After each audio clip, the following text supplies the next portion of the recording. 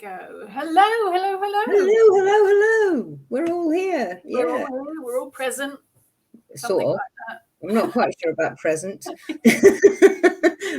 And how mindful I've been this morning. Oh, by the way, we might have a third member at some point. She says, peering around to see what's happened to the third member.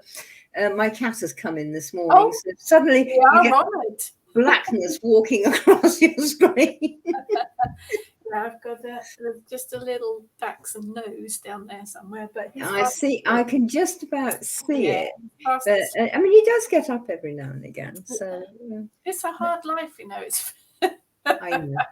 Being a dog or a cat. Yeah, I mean, how she suffers. Is the food bowl always empty? When she wants it, yes. She only has to put up with sort of Fortnum and Mason's cat food and Ritz service, and I mean it really is sort of like, what? Not good enough, is it really? At times it certainly isn't, judging by the yowling. Well, her standards. I think cats are far more demanding than dogs, aren't they? Or they do seem to be. Well, we're back to that old one again, dogs have owners, cats have staff. Oh, absolutely. I am staff. Yes. I have been known to reply when somebody says, what do you do? I say, I run a cat house. Yeah, they do have that air about them, don't they? I think they've sort of never forgotten they were worshipped. Why should we? I mean, it's how it is. I mean, just because you humans can't keep up, I mean, get a grip, guys. But we love them. We wouldn't be without them. We don't like to be without them at all. No. Like you, I don't think I'd want to be without my beast, my incarnate familiar spirit. I wonder if it's I grew up, we always had dogs in the house, Springer Spaniels normally. So, yeah, I've always had a dog around until the last few years. My husband wasn't a dog lover. Still claims. You have converted him. This is good. He says he's not a dog lover, and then you see him tucking Eric in for bed at night, making sure his blanket's cozy. Yeah, I understand. Yeah. Paul says, no, I don't have cats, and then you see him in the morning, because in the morning he comes out later than me, and Kelly is sort of there sitting with me or playing or something, and she hears him coming down the corridor. So it's straight up on the back of the chair and standing there saying, "Morning, Dad." And he just stroke, and you just watch his face and you think, yeah, right. They're good for our health, aren't they? They are good for our health and well-being, for sure. Definitely. And they give you a whole new perspective on life, because they don't. No, sorry. My husband has just contacted me to confirm whether it's husbands that are good for our health and well-being or animals. What's it worth to him? Yeah, the jury's still out on that one. This depends, my dear sir. Bless him. So yeah. So if you have animals around you, well done, you people. It's not always possible, is it? I do appreciate it's not always possible, but I think it's good for children too, because my husband didn't. He grew up with no pets in the house, and I wonder whether that kind of plays a part in him not being comfortable with them. And then our children did for the first, long while, and our son he was petrified of dogs. Not now. Yeah. Not now at all. No. It's just what we get used to, isn't it? I think as well.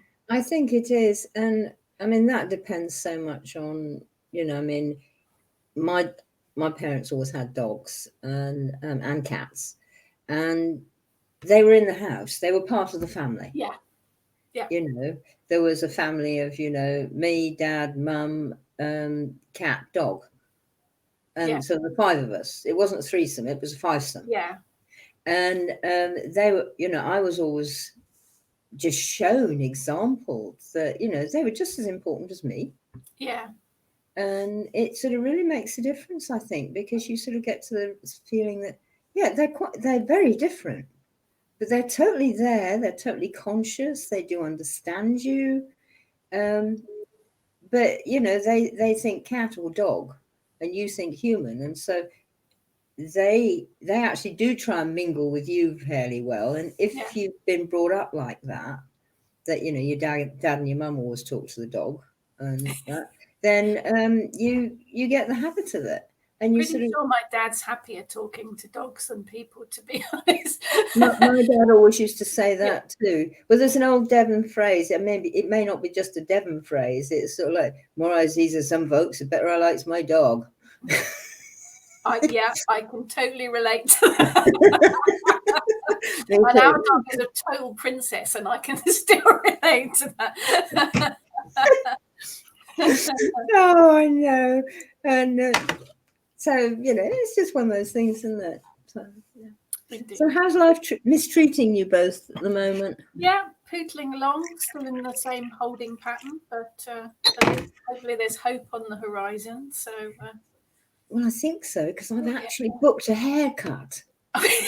Yeah, mine's so long now. The big deal is a hairdresser's appointment. Yeah, who'd have thought we'd ever be so excited about something like that? A friend was asking me the other day, oh, what are you most looking forward to, you know, when lockdown finishes? A haircut. And not out down the pub, not out with anything else, you know, not lunch out or anything like that. It's a haircut, quick. Yeah. No, we were talking about this the other day, what we miss. I do miss pootling about in the charity shops. I do. Yes, I miss that too. I miss talking about places like that. And I do miss being able to just go out for lunch. We don't do the whole fancy restaurant thing, but I like going out for lunch or breakfast, just to local places. So, I miss that too. But that was nice to see family and friends as well, just to be able to get out and do things. We'll get there. Yeah, we will. I suppose, I mean, it's different because you sort of, I know you live on the edge of a town and, you know, I live in the middle of nowhere. I mean, I can actually go out. And so I go for walks and all that sort of thing. Yeah. And I may never see anybody on a walk. And some places I have to drive to because it's too far if I want to walk any distance at the other end. And that's fine. Nobody fusses. It's okay. So I'm lucky. I'm on the edge of a city, but you know, the ocean is 10 minutes away. We got a forest 10 minutes away, so we are a bit spoiled. But we haven't. Yeah, you are. Yes, really, and all the takeaways deliver, so it's bonus. No, we don't have that.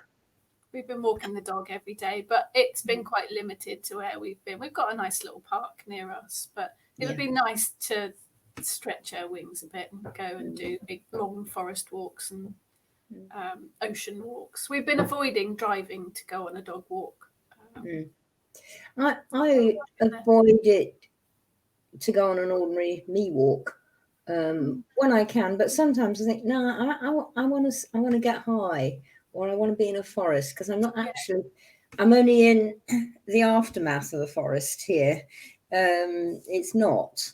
It used to be enormous. It used to be one of the ancient woodlands. But I want to get out and get into a bit of real trees, and I've got to drive to do that. Yeah.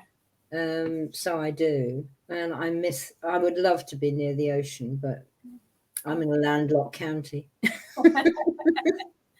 We have been asked, actually. We were asked on YouTube to talk more about the magic of trees. Oh. Now, I thought you'd like that. I am. So do you?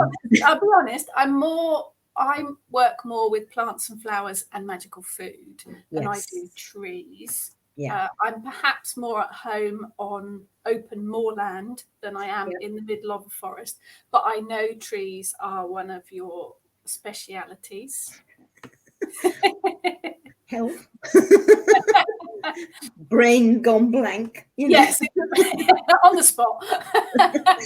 Yes, we don't have any warnings about any of our subjects, people. We just talk. Well, as they probably gathered by now. Yes, right.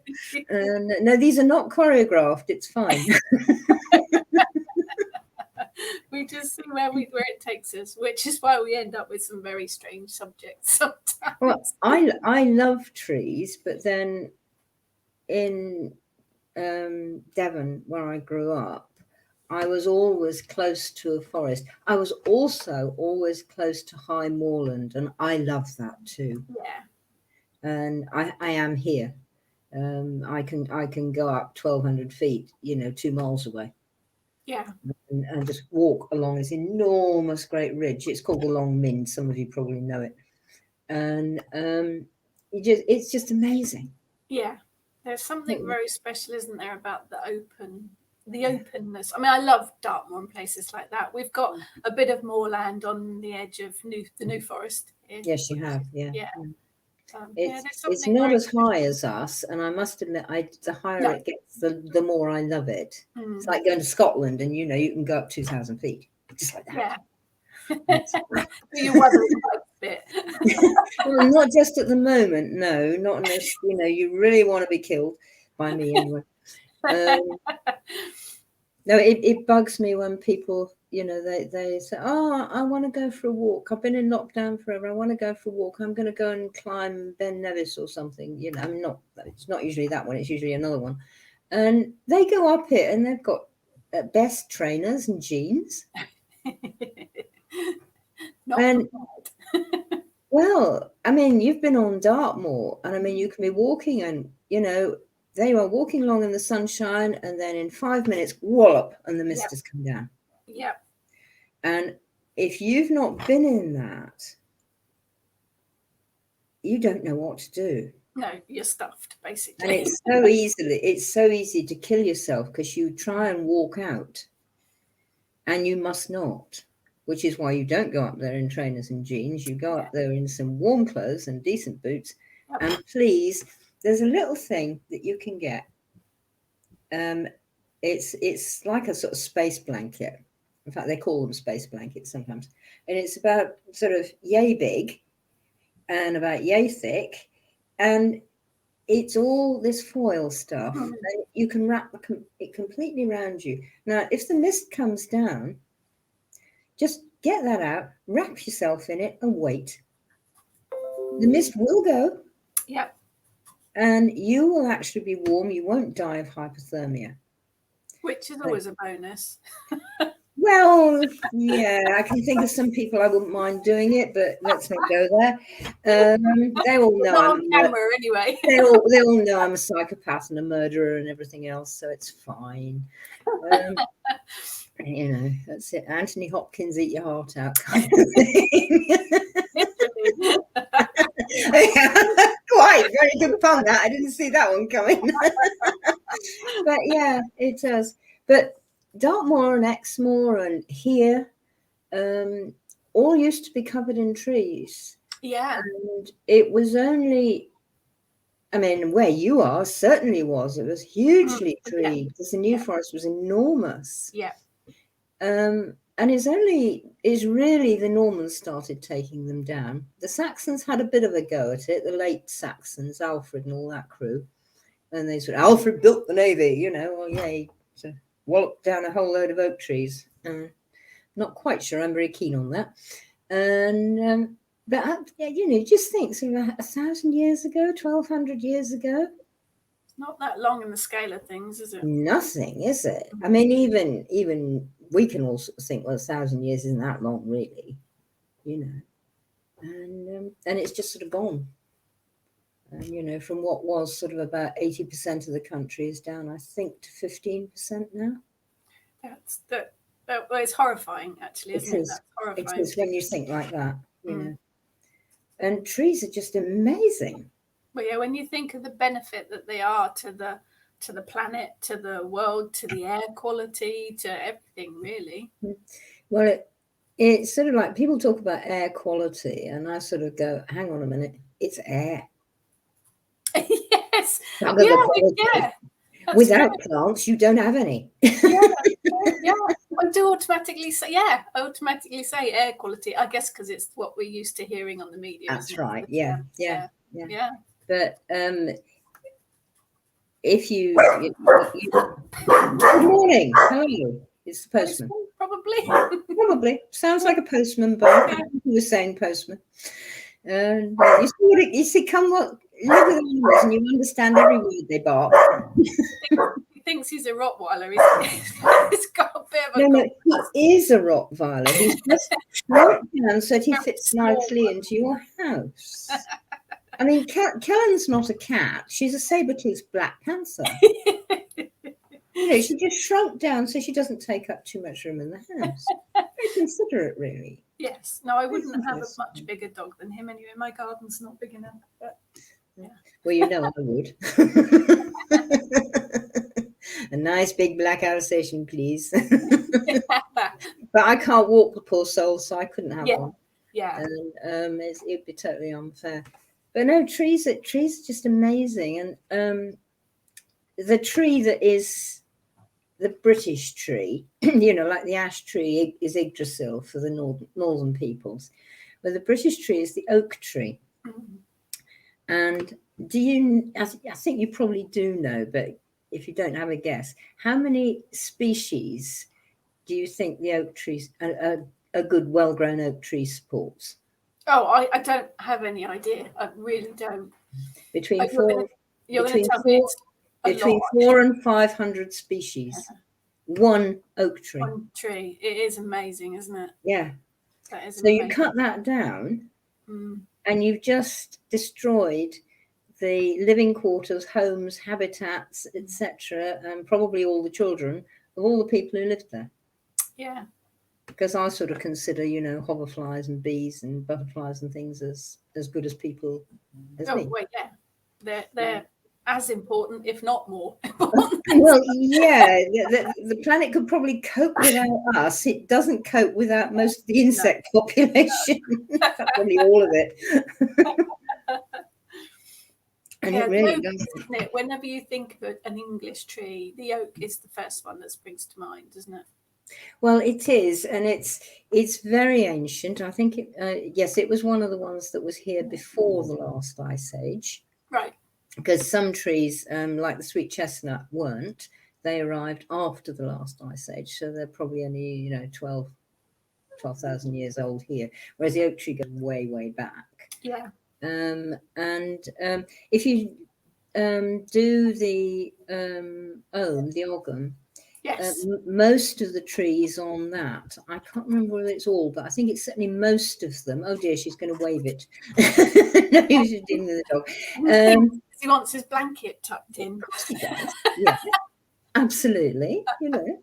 And so no, most of the trees in the Ogham are pre-ice age trees. Right. Not quite all, I don't think. But I did say my brain had gone blank, so I can't remember which ones. Probably the aspen isn't. Need to look it up in your book.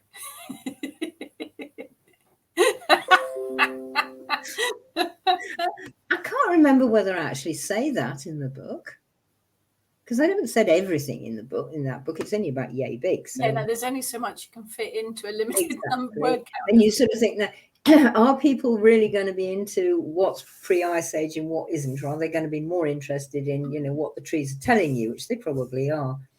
But I find sitting with a tree, I mean, who doesn't like sitting with a tree? Yeah, it's a big pagan thing, isn't it? It is. It is. And I think it's not just pagans. I mean, I've got friends around who are not especially pagan. I mean, they know I am. They don't care. It's just, well, I'm not really into that shit stuff. But they'll go and sit under a tree. Mm-hmm. And I've known friends, they've been upset, something's happened, and they've actually gone and cried to a tree, and they feel better. Mm-hmm. They feel somehow, even if you've got no idea of this stuff at all, somehow you feel that the tree does this around the energy. Yeah. And you do, which is brilliant. And they've all got different voices, and they all do different things. They do lots of the same things, because I mean, the one thing that all plants do, including all the ones you work with, is they photosynthesize. And that, guys, is how we get our oxygen. This is my schoolhood science coming back to me now. That is, I mean, they eat carbon dioxide or take it in along with sunlight and water. And I mean, this just absolutely blows my mind with plants. Oh, it's so clever, isn't it? Yeah, they take a gas and sunlight and water, and they make fantastic food for themselves out of it, and food for us if you eat plants, which most of us do. So, you know, just by using a gas, a liquid, and a light and electromagnetic energy, if you want to be poncy about it, they can make food. I mean, really? You know? We think we're advanced? No way. No way we can do that. Not without one hell of a lot of trouble. I mean, yes, in a laboratory with, 5 billion tons of electricity and some special scientists and, lots of weirdo stuff, they can do it. You just stick a plant in the ground and it does it. Yeah. There you go. Oh, if we're on trees, little bit, which is somewhere or another in, I think it's in Dear Trod's tribe and my Wise Woman Facebooks. A friend found they've had a super new discovery. They found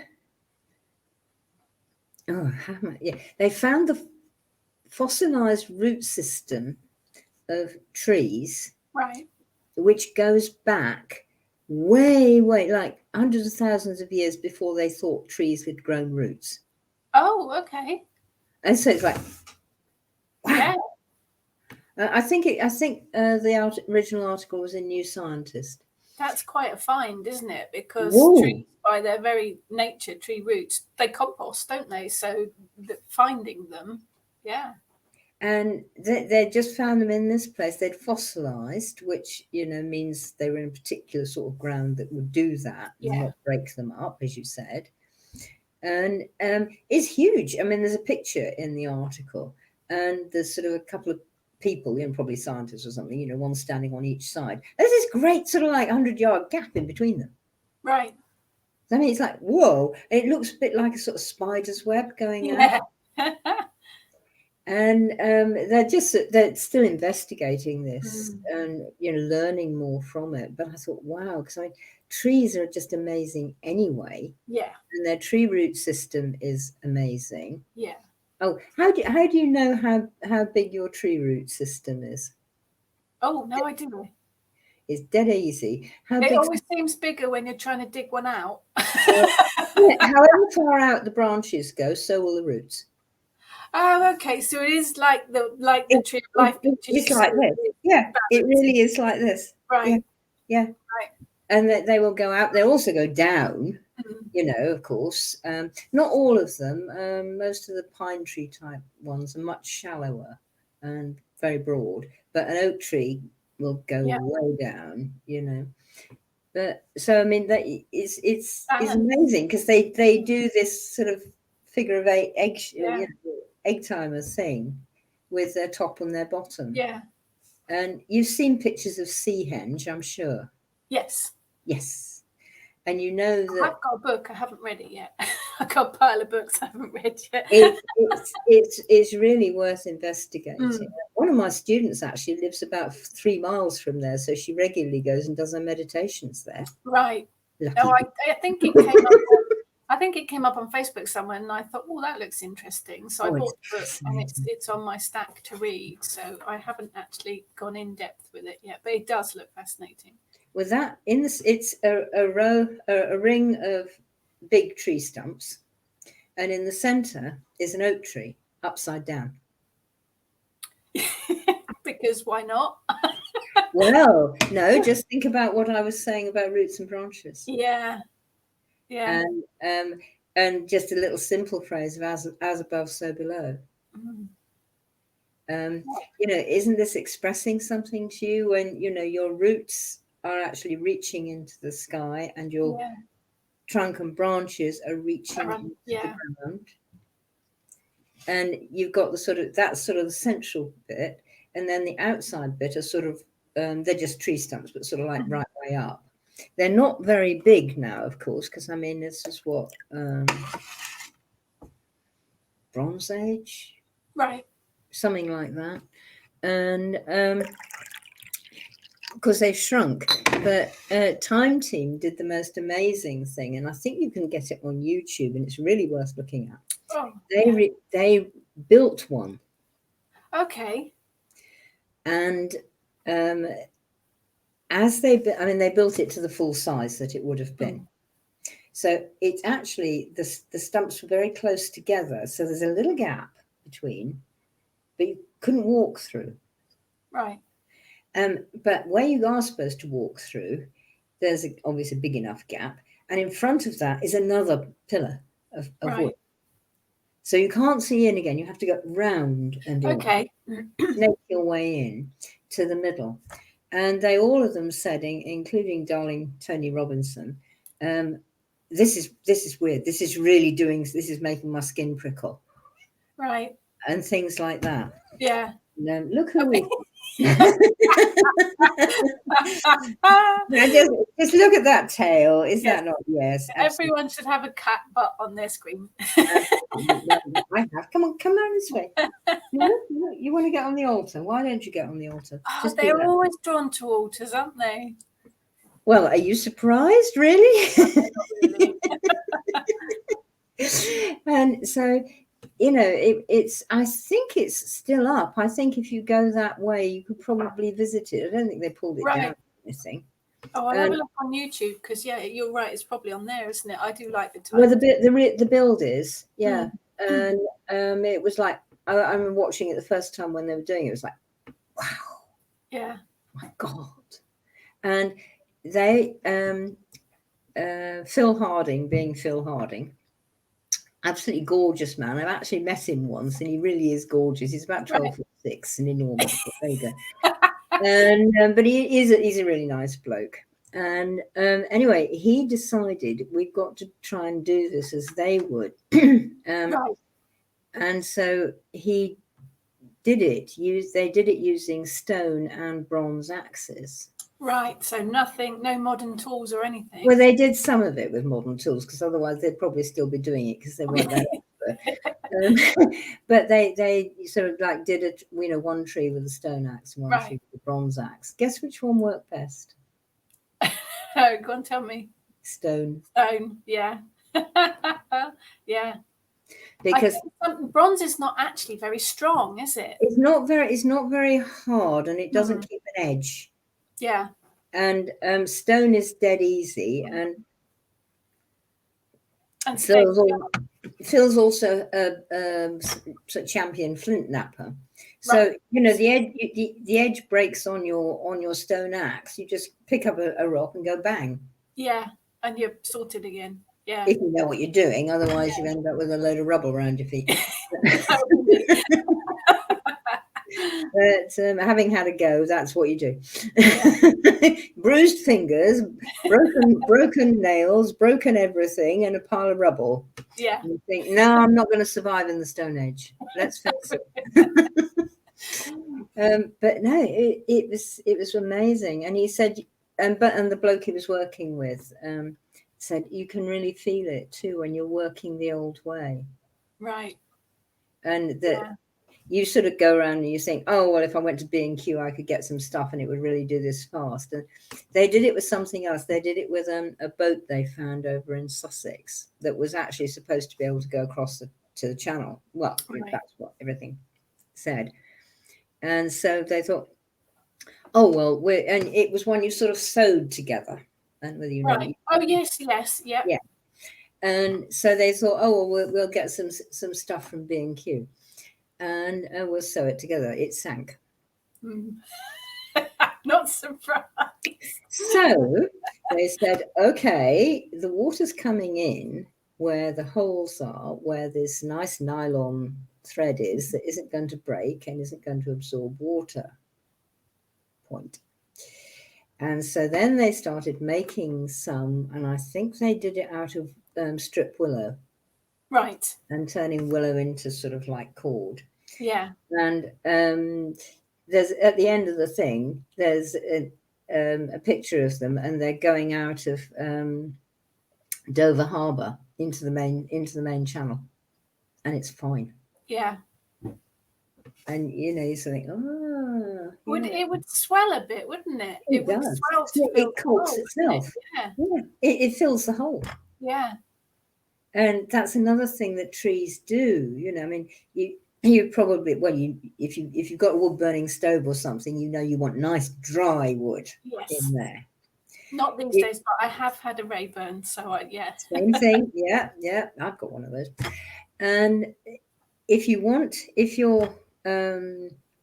got a sort of semi-homemade, put together chair or stool or something, like a log with 3 sticks coming out of it, you've got to keep that wet, otherwise all the sticks fall out. Yeah, but it makes sense, doesn't it? Because it swells, so it fits the hole. Yeah, that's why our front door doesn't shut sometimes when it's raining. Yeah. Or else it does shut and you get a howling draft around the edge of it.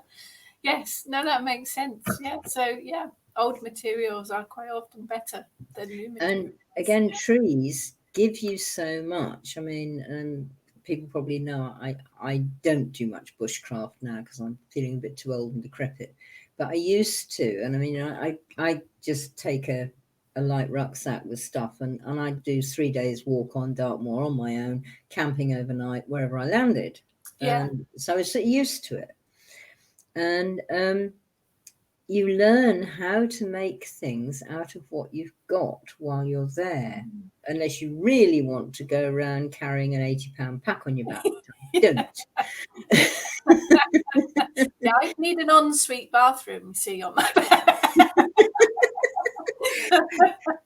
You laugh, but some pals of mine on Dartmoor, I used to go down and see them regularly, and they also got a patch of wood that they looked after, and then the people who owned it said, and you can camp there, because we never made a mess, you just were there. And so somebody said about this, so they built a sauna. And we all camping. And it was actually more like a sweat lodge. But it was really fun doing it. And again, it was all out of the local stuff. We weren't sort of dragging in tarps and things like that. We built a sort of a thatchy thing and then stuffed it with moss and all this sort of thing. And then hot stones. Yeah. And we were already good at that because we used to do the hangy, the New Zealand bake in the ground. Right, yes. Yeah. Oh, God. Ever you get a chance to go to one, go. Especially as a cook, because it's fascinating and the taste of the stuff is brilliant. So we're used to doing that.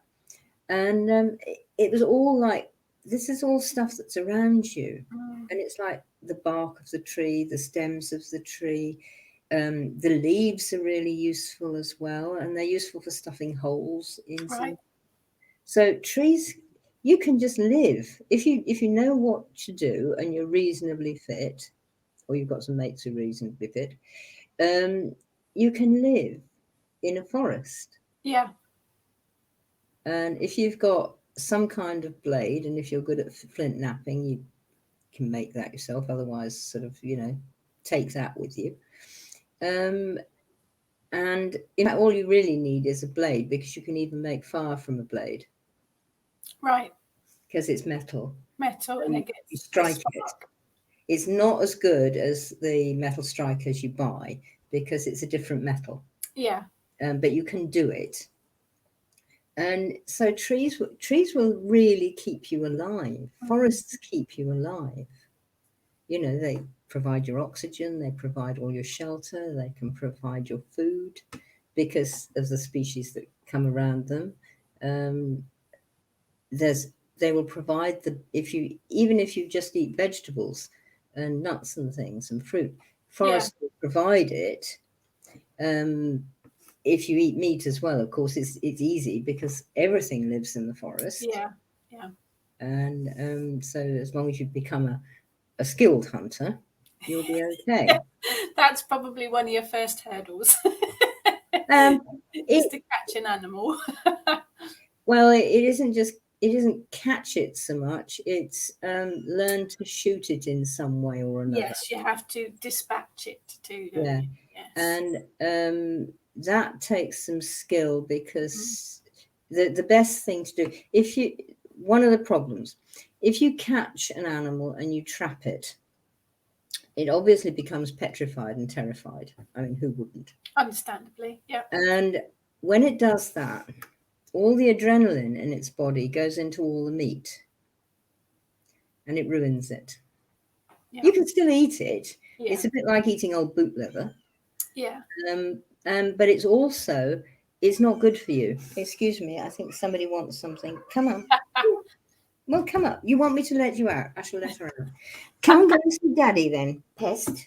Come on. Ew. I do love that air talks are guided by the animals. Whether they need to have their if you're coming out, come out. No, see, this is typical behaviour now. I might go out. I will see you later. Go talk to Daddy. Sorry about that, guys. Yeah. I think it's you've got to think about if you do make a decision to eat meat, and if you're stuck in a forest, you might have to put everything aside. You would be a lot better off if you did. But I think if you do, then you do have to take in the humane side of it as well, so that the animal does not suffer. Yeah. And I mean, if you're a good hunter, I mean, I used to shoot. I can't shoot anymore because my hands and my eyes won't do it. My colleague Fiona does, and I can go out with her and we'll lie up. And I've got another friend in the dark one. I've done it, lie up for deer, and you just wait till they come past, get a silencer on the gun, and your beast will come. And you know all the old stories that you read that they look at you. Oh yes, they do. Yes. They really do. And I've been out every bloody time they do. And it's a bang. And usually an animal that's shot, and the same happens if it's an arrow, up, and then they fall. And they're gone. Yeah. And the other part of the herd, you know, I've usually done this with deer, you know, fallow or roe. And the rest of the herds goes, oh, Fred's gone, and carry on eating. Yeah. Yeah, it does. They seem quite oblivious to it, don't they? Well, I'm not sure it's oblivious. I think they know when the spirit shoots out. Right. I've seen it in cattle too, and in pigs. The understanding, yeah. And because you can't do it, you can still do it, but you have to sort of say you haven't really done it. Well, you can do it for yourself. You can shoot your own animals on your own land if you're a farmer. And I've had several farmers who do. Yeah, I have lived on a farm, so yeah. And you know, you sort of go out and you think, oh, you know, I'm going to shoot Mabel or Fred down the field. And if you're a good shot, of course, you can do it from the gate. And they just fall, and the rest of the herd gone. Okay. And the same happens with pigs. I've seen people do it with pigs. Yeah, it was a pig farm that I lived on. So yeah, you know. But I think it is about quick done. The animal should not suffer. I have like you've got your drums hung up, and I'm sure they're all various animal skins. I have a stag skin drum that I burst myself. Most amazing experience ever. Messy, very sorry. The most amazing experience. But the skin came from a deer herd in Scotland, where they take out, because they have to keep the herd to a certain size, don't they? So they have to manage it. So I knew that the stag had a good life, and it was taken out quickly and cleanly. And Yeah. in fact, we did the whole experience. We had the whole worked with the stag skins, Mm. but we also had some of the meat in venison sausages to eat while we were doing the whole thing, to embody the whole spirit of the animal. So I think if you are a meat eater, and I am, and like you know, I have farm experience. I've been on shoots, mostly as a beater, but I have been on shoots. I think you have to honour the animal. If you are going to kill it, you need to make sure that you use all of it. Yeah. And honour the spirit of the animal. Yeah. Yeah. I totally agree with you. Where are you? Hang on a minute. He wants to come. And he's shouting at me. And your drummers shout at you too. Oi, me. You need to talk about me. Come on, yeah. Yes, Pest. Well, come off then, and then I can talk to you. No, I'm a bit stuck at the minute because all of my witchcraft stuff has been moved upstairs. Of course, yes, it has to be, because any minute now we're going to be in the middle of a building site. Well, it'll be a while yet, but we're making the start. So he's upstairs, mine. But this one is a roe deer. Right. And I didn't shoot him because I can't. I'm not good enough. But he was shot, and two others, because there was quite a big gang of people needing to be fed. We all ate some of him, and he was the Roebuck, and they got to roe. It's not hinds, does. Right. And they've all got these bloody different names. Females. and the bloke who was doing the shooting sort of said, and he didn't really know me, and he said, "This one's yours." Right. To the buck, so that's fine. And again, he looked at us, and I've been actually wanting a Roebuck hide for about 10 years, and they're quite hard to get hold of. I don't know quite why, because you can get the meat in lots of places. So yes, what do they do with the skin? Well, they sell it for lots of money to different places, I guess. I guess they do sometimes. Anyway, he arrived, and so they hung them up to skin them. And I said, "Can I skin him?" Because they're not very big. Roe deer are really small. And I said, "Well, do you want some help?" I probably will, but I said, "Let me have a go." So I have done it before, so you can sort of say, "No, not like that," when I get it wrong. And so I skinned him. Excellent. As well. I've skinned rabbits, but nothing much bigger than that. It's you're quite tired after you've done it. But it is a skill, because the skin just does actually peel off, and so on. I couldn't do the rest of it because I'm just not strong enough to do the scraping and the stretching. Yeah. So you know Susie Crockford, don't you? Oh no, don't know her. Ah, lovely drumming woman. Makes fabulous drums down on Dartmoor. Right. So if you need a drum, you need to go a course or anything, Susie Crockford it is. Right. Anyway, I've known her for a good while, so I phoned her up later and I said, "Susie, I've got my roe hide," and she said, "Oh wow!" And so I said, "I can't flash him. I can't do him." And she said, "Oh, bring him down." Because she can. She's nice and fit and strong and does it all the time. So she's dead used to it. So she did that part of it.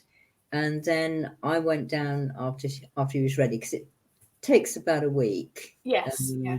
By the time you've got the hair off and don't rush it.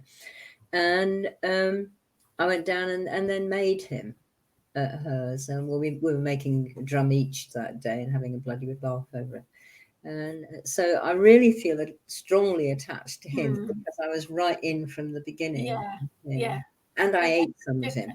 Yeah, it does. I think it's important, isn't it? You do make such a strong connection with it. Yeah. And I know he was all right with it. Yeah. I absolutely know that. Yeah. Because, partly because I was there, but partly because, things like that. Yeah.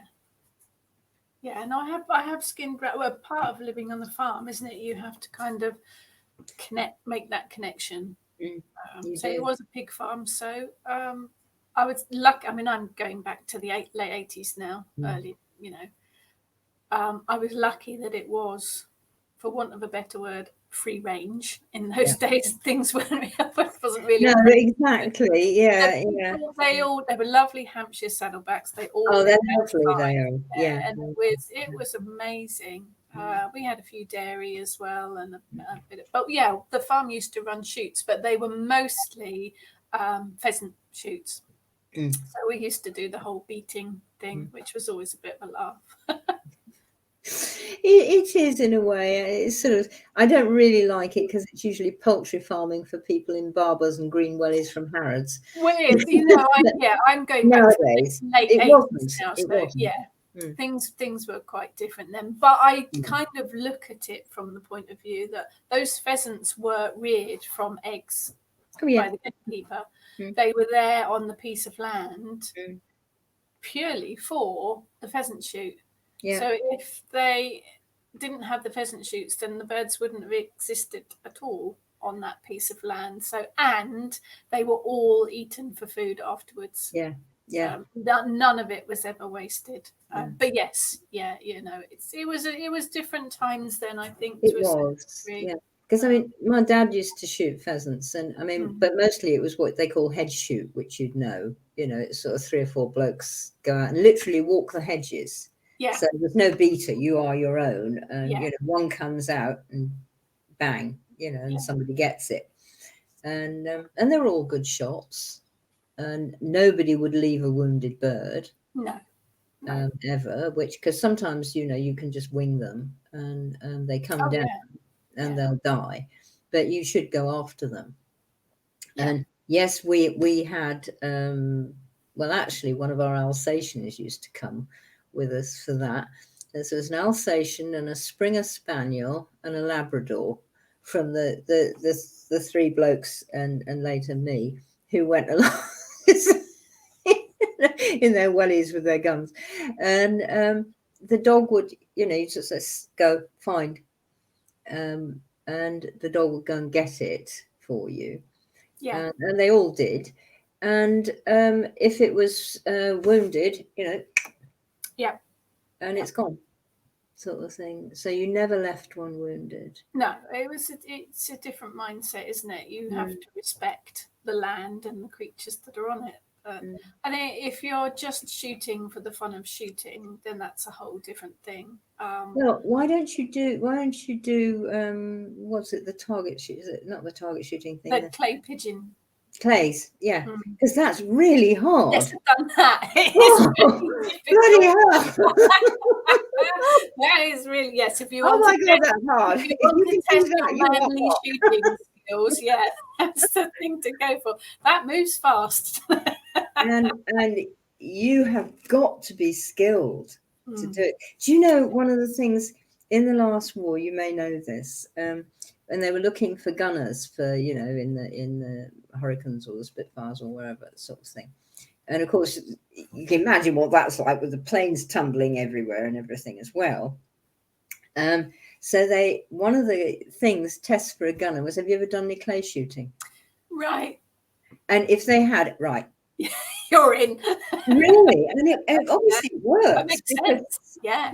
You've got your eye in, you know what you're doing, and you're used to, working instantly pretty well. So, yeah. But back to trees. This poor person asked. We'll do trees again next week. Honestly, promise. Yes. We did what we do best. Go off on tangents.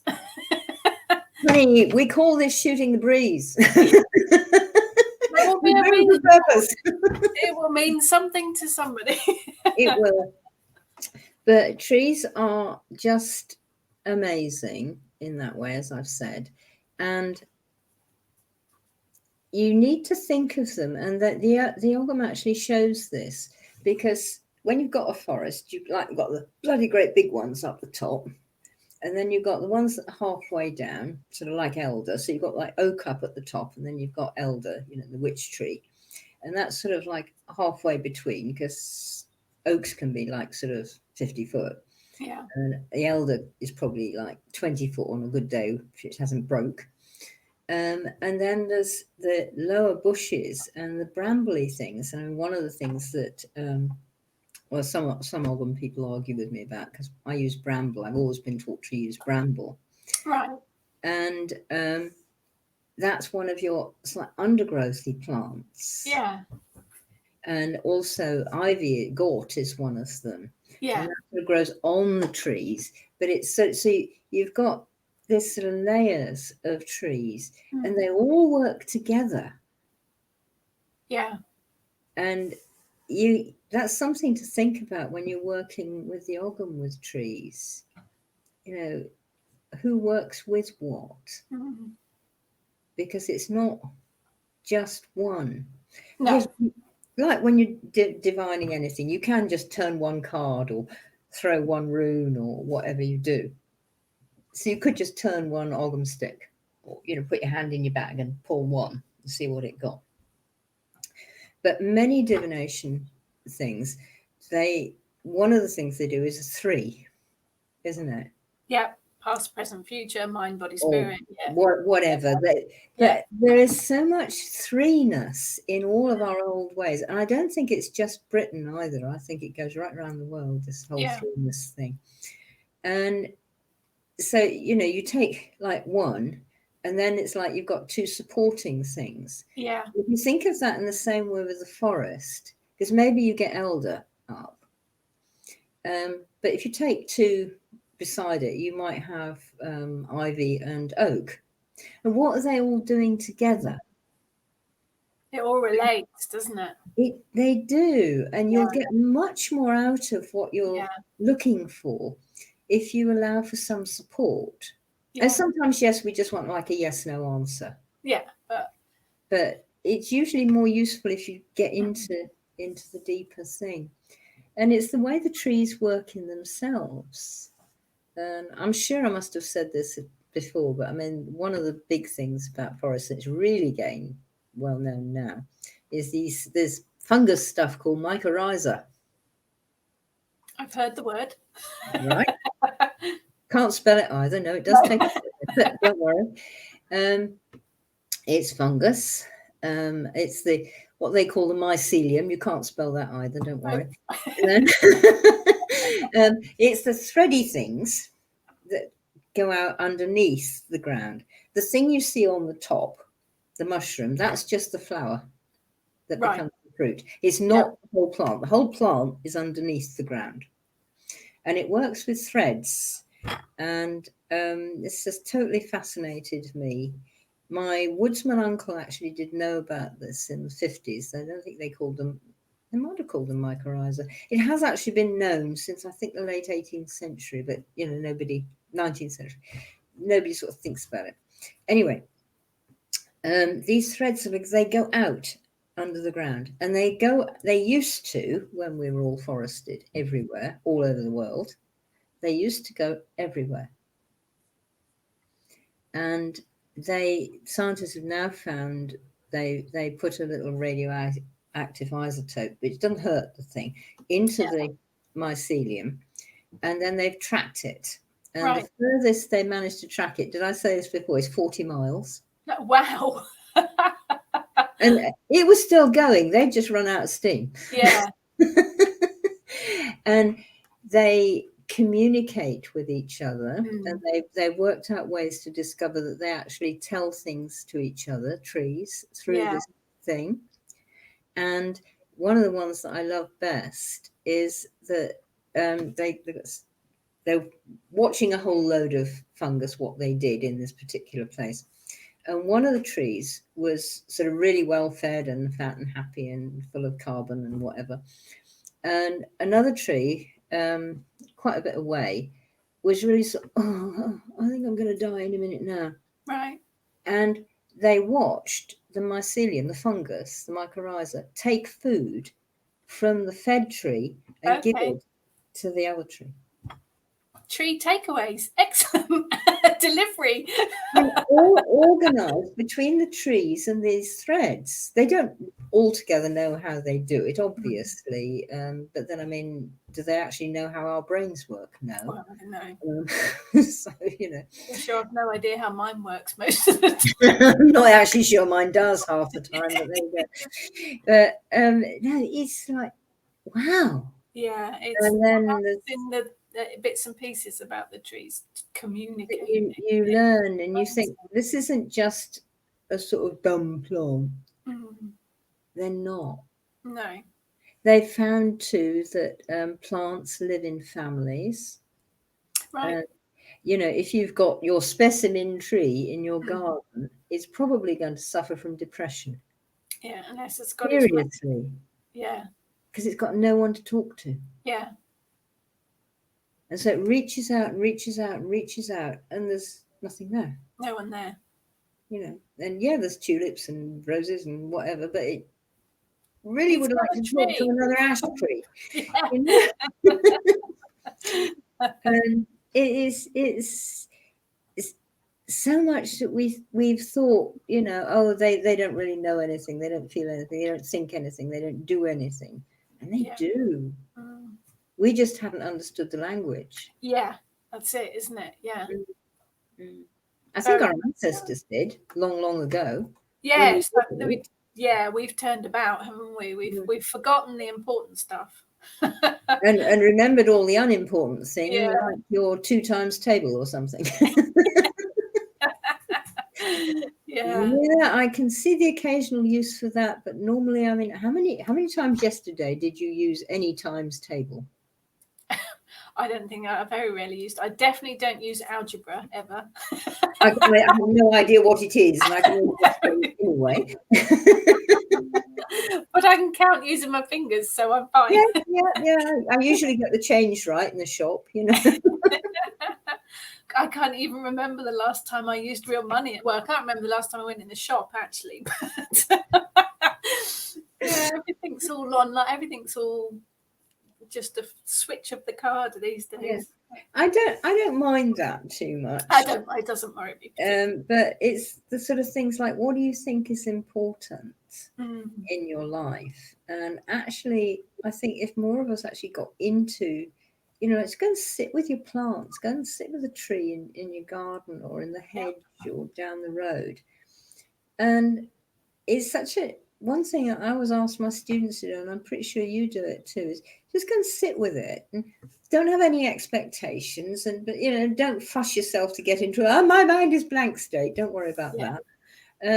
Maybe take a pen and paper with you and just sit there and then doodle what comes into your mind as you sit there. And you really will find it starts to make a pattern, and you start to realize that a lot of that was actually coming from the tree. It's not your imagination. Yeah. And you must find that with all the herbs you work with. I certainly did. Well, anything, not just herbs, any food ingredient. Yeah. I work with all of that, and they've all got words to say. Sometimes it's a bit rude, but there you go. They've all got opinions. It's like that. Even with my small garden, it is, you can have a conversation as soon as you step outside the door. The only thing I've never been very good, always been good with gardening, but then my dad is a gardener, good with gardening. He's always been a gardener, so I think I picked it up from him. But houseplants, I've always been really rubbish with houseplants. I'm no good with them either. My husband says they scream as they come in the door. That wouldn't surprise me. I mean, some people seem to be able to do it, but it's a little bit to me like, I mean, I hope I'm not going to upset too many people here, but we've talked about hunting. I think we've probably upset half the population already. Too bad. I don't like people who have house cats who never go out. Okay, yep. I don't think you should have a house dog either. No. Which is why I won't have an Alsatian. And to bring a plant in is a bit difficult because, I mean, when you've got like something like an orchid, it's not going to cope out there now. No. So in a sense, sort of like, should you really have an orchid? I don't know. I'm just asking the question. Yeah. No. Well, I would, because I know I would kill it, but no. Well, quite apart from that. actually, yes, it's interesting because the whole smudging debate rises up every so often, and about using white sage and all that kind of thing. And I always push using plants that are native to where you are, and we've talked about this before. Yeah. But yes, I know you're going with this, aren't you? That the house plants aren't supposed to be in the house because they're not native. Because most house plants are going to be tropical-ish, aren't they, of some sort? And you know, you're living in this house that has central heating that changes all the air. Yeah. And so it may remove some things or change the constituency of some of the air. And the plant, as we said earlier with the photosynthesis, it uses that. Yeah. It's in a relatively tiny little space in its pot. It can't reach out beyond the edge of its pot, so it's sort of imprisoned. And I'm just not really very sure about it. I really hadn't thought about it from that point of view before. Maybe that's why I can't grow them. Well, I wonder if maybe I'm not supposed to. Well, I don't think I'm supposed to, and I certainly don't try anymore. But I'm sort of thinking, like, I mean, I know where I can get what I'm going to call free range salmon, i.e. not farmed salmon. Yeah. And I won't eat it, or farmed trout. And I have actually seen the farms. And you've got these creatures who are used to swimming from, New England over to Scotland all their lives. And you shut them in this pen, crowded together, which they don't do. I would. Well, I'm always very careful about my eggs as well. Same here. Yeah. Having seen the battery chicken, it doesn't even bear thinking about. No, it doesn't. Probably like you. I mean, I have actually been in one once, and needed quite a lot of rescue remedy and gin to get over that. I bet. But it's not even that you kill something. It's how did it live? Did it live or did it just exist? Yeah. And I mean, I've seen, I've had animals like you out in the fields. And I mean, when I was down in Hereford, a neighbour was one of the experts on keeping pigs in a wood, which of course pigs do. Yes. Yeah. And he kept Tamworths, huge bloody great ginger. Yeah, love. And but Elen lived in the wood, and I used to get my bacon and sausages and pork and everything from him. And I'd go and visit the pigs, and I couldn't do anything with them because, I mean, this room is sort of about 12 feet by 15. And you would have got one pig in here, 2 pigs, and you wouldn't have had a room because it would have just everything up. Yeah. They're that big. So I'm just like, I'm going to watch from the other side over here. But I don't think some people appreciate just how big a pig actually is. I think perhaps with the media, they're used to seeing the little tiny baby pigs and thinking how cute. A grown adult pig is enormous. Well, if you go into, even if you can go into a butcher's, and the butcher's actually got them hanging up anywhere, which I don't know whether they still do, but they used to. And the size of a pig in a butcher's would be roughly the size of yours or my torso. Yes. Yeah. That's a baby pig. Yeah, that's not a big one. That is not a full-grown pig. No. That is probably a 2-year-old pig at the most. You can sit on a boar and ride it. Oh, yeah. Oh, yeah. From experience. No. I know you can. Oh, what a misspent youth I had. and the pig going, now, what's it worth doing with her? Yeah, they were never very happy about it. But... Yeah, but I mean, Tamworths are rather more wicked than that. Another friend of mine had saddlebacks, and they were so sweet. You could do anything with them. But people don't realize. I mean, you go to little thing. We were lucky in Scotland once. We were actually able to see it's a skeleton or fossil skeleton or something of a cod, a full-grown cod. Do you know how big they are? Full-grown. No, you're going to tell me it's huge, aren't you? 6 or 8 feet. Wow, that's. So you get your little cod in the fish shop. Yeah. You're eating babies again. Yes. Yeah. Yeah. And you expect there to be, enough fish in the sea. I think this is part of understanding, isn't it? Where your food comes from. Yeah. People are so used to seeing packets of food in supermarkets now that they have no connection to where it came from. No. Or how old it is, or what kind of a life it had. Yeah. And if it says organic on it, it's all right. Well, it isn't always. You've got to do your research. You've got to do your research. Like anything, got to do your research. It depends on the person. The label doesn't really tell you a damn thing. I mean, I get most of my meat from a butcher's up in North Aberdeen, Forest, and that's Aberdeenshire, and a lot of it is culled deer, red deer, but also I get roe deer from there. Very few fallow because they don't have many fallow up there, and that's wild. Yeah. That has been shot wild. It's lived its life on the Cairngorms up there. Yeah. And it's fine. It's perfectly happy. They keep their own. Do you know the Scottish furry cattle, ginger cows with the huge horns? Yes, I love them. They're gorgeous. They are absolutely amazing. You have to be very careful because, I mean, like that is sort of like 6 feet. You don't want to be standing near one. Well, be careful. On X, they've got them on Exmoor now, and I was down there with a student once, and we were going around, and we came up to these cattle, and I said, "No, go slowly; they will move." That kind of thing. And so he rolled his window down. I said, "Too late." Got a horn right across his steering wheel, and he was like, and he only got a tiny little car, and I was sort of envisaging that we all went doing.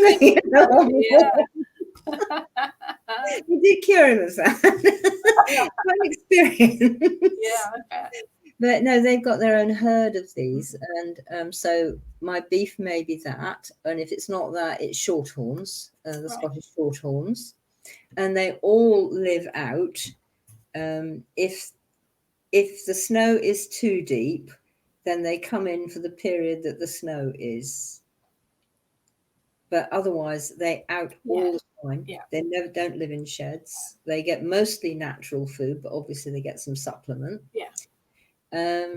They keep their own hens the same way and run those, and their own pigs. And they've got other farmers who do the same thing. So I know where my meat has come from. Yeah, I haven't bought supermarket meat for a long time.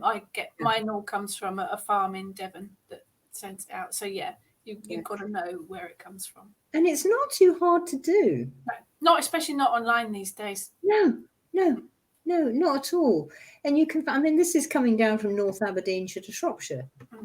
Fine. Yeah. Comes overnight. It's fine.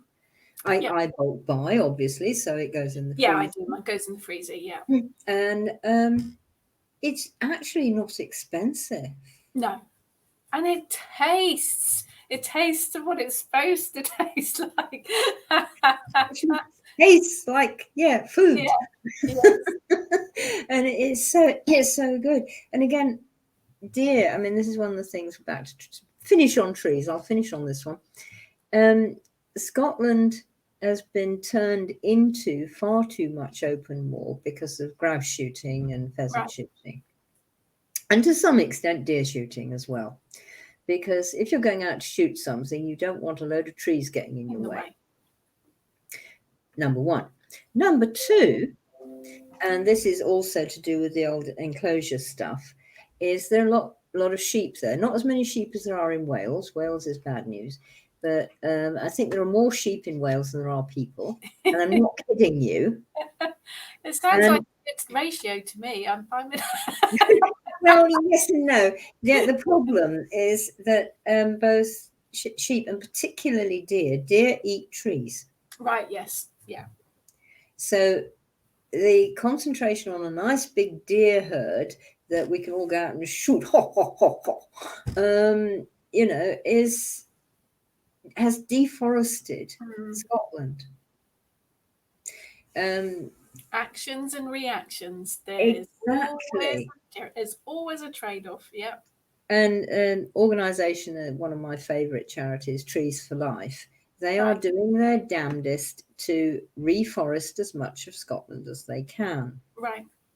And if you really want to go back, there's that gorgeous little film that Monbiot was the talker on, The Way Wolves Change Rivers.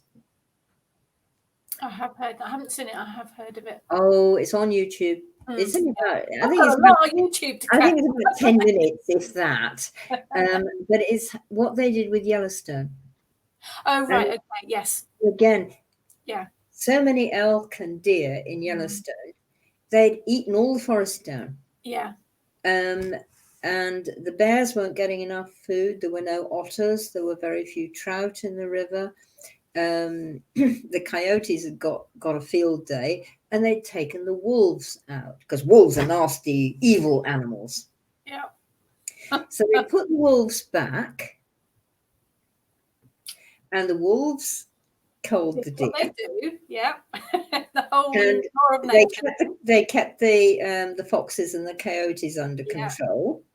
And otters returned, and the trout returned, and the forests returned on the thing, and the buffalo were happier. Yeah, balance of nature. And so it's like, no, we've got to get that attitude back. And we need trees. We need forests. We actually need trees and forests more than we need fields of wheat. Absolutely. Definitely. And sorry about this, all you vegetarians. Learn to eat something else. Try trees. You actually can. But you shouldn't really eat things that have got too much what they call lignin in them, because you can't. You haven't got a deer stomach, you've got a horse stomach. So eat easy things that you can, like lettuces and cabbages and stuff like that, because your stomach can do that fine. Yeah. And so really we want trees. We want trees. We want trees. Go and plant a tree. No, plant more than one tree. So excuse me, I planted 6 a month ago. And they're all native and they all bear fruit and nuts. If you remind us again, we'll try and not divert too much and talk more about trees. And if you bully me before next time, Rachel, I'll bring my book downstairs and then I'll talk with that. Yes, that's a good plan. We should do a bit of advertising. Oh yes, for MoonCon. Absolutely. So Ellen and myself are both Moonbooks authors, part of the John Hunt Publishing Group. On Saturday the 5th and Sunday the 6th of June, there are 2 full days of talks and panels, questions and answer sessions from all of the Moonbooks authors. They run all day, Saturday and Sunday. It is absolutely free, open to everyone, and will be run from the Moonbooks Facebook page. Yeah. Ellen is giving a talk, I'm giving a talk, and Shooting the Wild Witch Breeze will be making an appearance as well. So there will be no avoiding us. There's no escape. Book your holiday for that weekend now. But we have got a huge array of absolutely fantastic authors. It's going to be all different. Yes, it's going to be a fabulous weekend with talks from all different pathways. And it's free. I think some of us are actually sort of doing semi-little journey or meditation or workshop-y sort of things with you as well. It'd be brilliant. So it's really brilliant. 5th and 6th of June. So find the Moonbooks Facebook page and the events on there. Absolutely. And I think we'll both have it on our own pages. Yeah. Oh, it'll be all over the place. Keep repeating it every now and again. Don't forget to book this. There'll be no escape. So enjoy, everybody, and take care. And have a good couple of weeks, and we will see you soon. Take care, Ellen. Lovely to talk to you. And you, Rachel. Take care. Bye. Bye-bye.